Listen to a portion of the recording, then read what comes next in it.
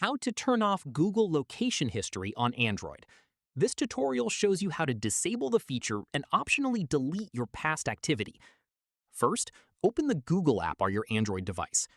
From there, tap your profile icon at the top right of the screen. After that, tap Manage your Google account. At this point, tap the Data and Privacy tab at the top. Following this, scroll down and tap Timeline.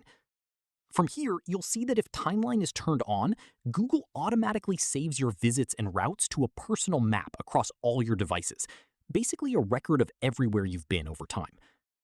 After that, tap the drop-down to see your options. At this stage, you'll get two choices. The first one simply turns off location history going forward, and the second one turns it off and also deletes all your previously saved activity. Finally, select whichever option works for you and location history will be turned off.